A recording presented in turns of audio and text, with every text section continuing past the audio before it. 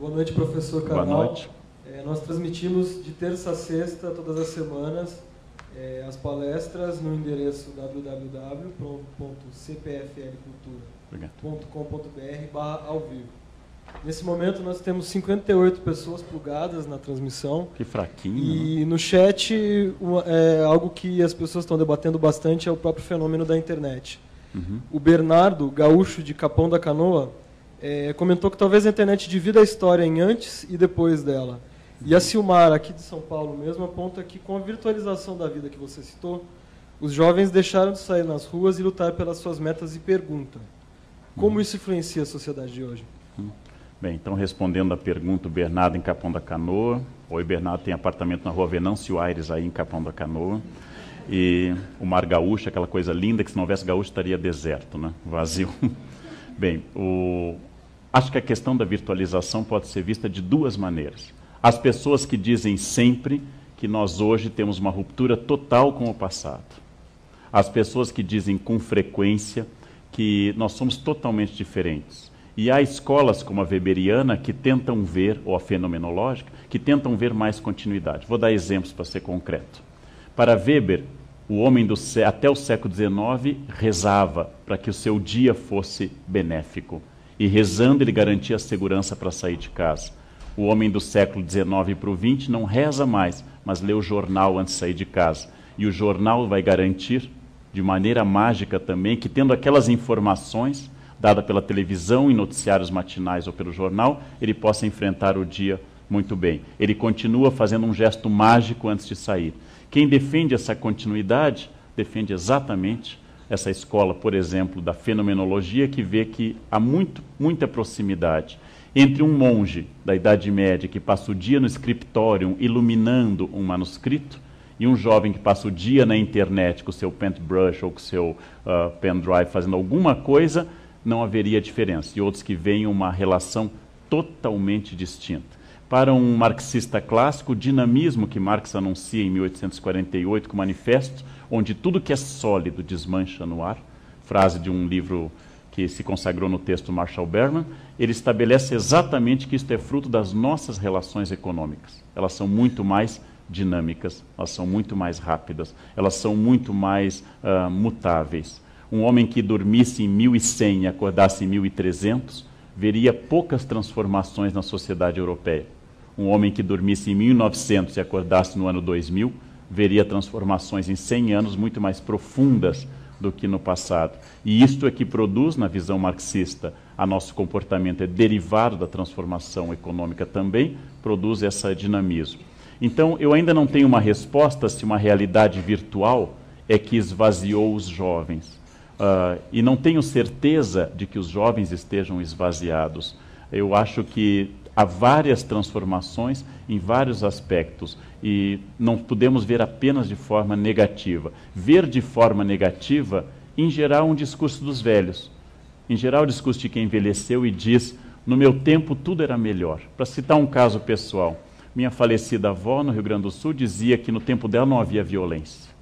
No meu tempo não havia violência. Hoje a violência é brutal. Eu dizia: vó, a Segunda Guerra matou 50 milhões de pessoas, você fugiu da Alemanha por causa disso? Ela disse: não tinha violência. 50 milhões, nunca matamos tanto, né? Apesar do esforço atual, nós nunca conseguimos matar. Não, no meu tempo tudo era paz, etc. Por quê? Porque ela está construindo uma memória da infância. Ela está construindo uma memória de um mundo que todo mundo se respeitava, todo mundo cumprimentava todo mundo. É uma memória, em geral, rural, é uma memória de cidade pequena e uma memória de juventude, que somadas produzem essa fantasia. No meu tempo todo mundo participava. Não. Havia uma grande quantidade de pessoas que só queria descer a Augusta 120 por hora. Na Augusta carpetada. Queria descer, por exemplo, num carro da moda, como era, por exemplo, o Puma, apelidado na época de Pires de Leite, por atrair gata em grande quantidade, né?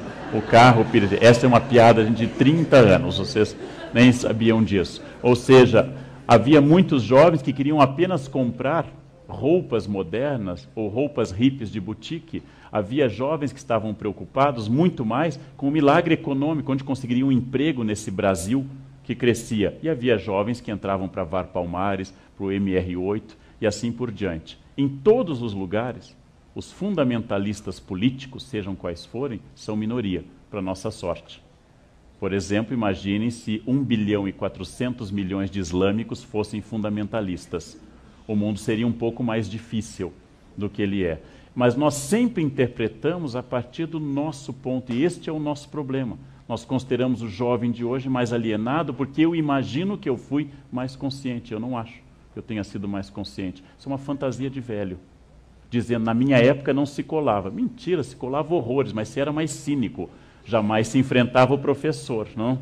O jovem de hoje diz diretamente as coisas. Nós enfrentávamos. Ou seja, havia uma noção de autoridade mais clara que favorece a quem dá aula. Sem dúvida era mais fácil dar aula no Desoazô há 100 anos, porque não existia o Desoazô, mas o Desoazô há muitas décadas, do que, por exemplo, dar aula hoje numa escola. E nós construímos essa memória. Essa memória é uma construção do eu atual. Então eu tenho medo dos discursos que os jovens são alienados. Aqueles que eu encontro têm uma consciência muito clara das coisas, leem muito mais do que eu lia, numa velocidade, numa quantidade muito maior. Ah, mas eles não leram Proust. E aí? Eles não leram Proust e vão chegar a outro ponto. Eles vão ler outra coisa. E vão ter outras percepções e eu vou ter outras. E o bom do mundo é esta variedade. O problema é que é o eu julgando. O eu é a obsessão da nossa sociedade. Nós só pensamos no eu. Eu chego a sugerir a vocês que façam a experiência de chegar a casa e dizer isso. Exatamente, eu estou cansado, o que vocês vão ouvir? Eu também. E eu não perguntei. Veja, eu quero falar de mim. Eu vi, nossa, mas eu acordei às 5h10, fui para Campinas, voltei, dei palestra EPFL, mas eu que acordei às 4h. Eu digo, eu tenho dor de cabeça, eu tenho um tumor. Ou seja, é uma concorrência permanente, porque nós vivemos uma sociedade do eu. Uma sociedade que vocês façam a experiência hoje na rua, ao voltar a casa, de carro, de ônibus, de metrô, façam a experiência, digam, eu sou de Aquário. O que vocês vão ouvir? Eu, Leandro, sou de Aquário. O que vocês vão ouvir? Ah, eu sou de Libra. Meu ascendente também é Aquário. Ah, o meu é em Peixes. Ou seja, quando nós só queremos ouvir falar de nós e achamos que nós somos o modelo do mundo, quem é mais gordo do que eu é preguiçoso, quem é mais magro é anoréxico. Quem tem mais dinheiro é metido, quem tem menos não se esforça, é preguiçoso, né? Quem lê mais do que eu é obsessivo, quem lê menos é analfabeto. Ou seja, eu estabeleço o eu como a meta. O eu como a meta. E saibam que isso é a norma universal. Quando alguém diz assim, vi uma moça, significa mais jovem do que eu. Ou seja, é sempre este o parâmetro. Ao voltar uma vez ao Rio Grande do Sul, após 10 anos distante, eu recebi uma amiga com aquela sinceridade típica do meu estado, que me olhou e disse, mas bah, como tu envelheceste, não? E eu para ela, já você continua a mesma, não? Eu pensei, a mesma vaca, a mesma pessoa, absolutamente grosseira. É verdade que todos nós envelhecemos bastante, não? E é verdade que a gente não precisa dizer isso para as pessoas permanentemente, não? Não precisamos dizer isso. Outra questão